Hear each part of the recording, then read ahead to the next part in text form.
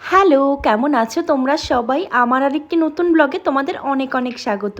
আজকে কেন বিগত কিন্তু ২ বছর পর আমাদের বাড়িতে খাসির মাংস হচ্ছে। খাসির মাংস না আমরা সচরাচর কেউই খাই না, তোমাদের দাদাভাই একটু একটু খায়, সেই জন্য ও অনেক দিন থেকে ঘ্যান ঘ্যান করছিল সেই জন্য। আসলে না খেতে ইচ্ছে না করলেও বর খেতে চেয়েছে, তা আবার না করলে হয় বলো? বরকে তো খুশি রাখতে হবে না, সেজন্য ওকে একটু করে দিলাম। আর এখানে মা বাবার জন্য করব মাছ, আর আমার জন্যও না এখানটা করেছিলাম চিকেন পাস্ত। তো সকলের আমার রান্নাবাড়ি কমপ্লিট হয়ে গিয়েছে দেখো, এক এক করে। তো এখানে ডাল শাক ভাত আমি আগেই করেছিলাম। দুপুরে খাওয়া দাওয়া করে একটুখানি এঁটো বাসনগুলো মেজে নিলাম।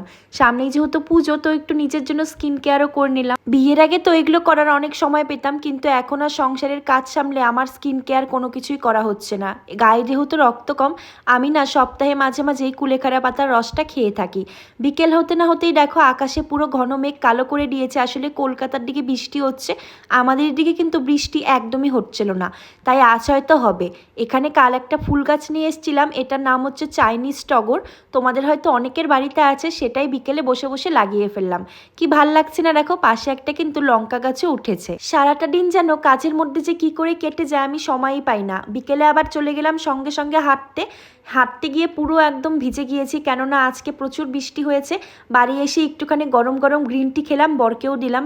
আর আমি না এখানে দুপুরবেলা আজকে সমস্ত কিছু করে রেখেছিলাম। সন্ধ্যাবেলা একটুখানি গরম গরম চিকেন বাটার ফ্রাই খেলাম। চিকেন বাটার ফ্রাইটা এতটা টেস্ট হয়েছিল না, পরে একদিন তোমাদের সাথে অবশ্যই রেসিপিটা শেয়ার করব। মানে ভীষণ নরম আর সফট ছিল কিন্তু খেতে। তো দুজনে মিলেই খেয়ে নিলাম। খেয়ে দিয়ে একটুখানি ক্লান্তি ভাবটা মেটানোর জন্য শুয়েছিলাম, মানে ওই ফোন টিপাটিপি করছিলাম। তারপর কিছু কালকের জন্য ভিডিও শ্যুটগুলো করে নিলাম, সেগুলো তোমরা আস্তে আস্তে দেখতে পাবে। আজ কিন্তু রাতের বেলা আমাদের খাওয়া হবে রুটি, জানো? সেই মতো আমি রুটিগুলো করে নেব, মোট 6টা রুটি। আমি রুটি খাওয়ার আগে শুনে নিই যে কে কটা খাবে। ভীষণ হালকাভাবে রাতের ডিনারটা সেরে আবার একটুখানি কিন্তু আমি ওয়ার্কআউট করে তারপর কিন্তু ঘুমিয়ে পড়ি।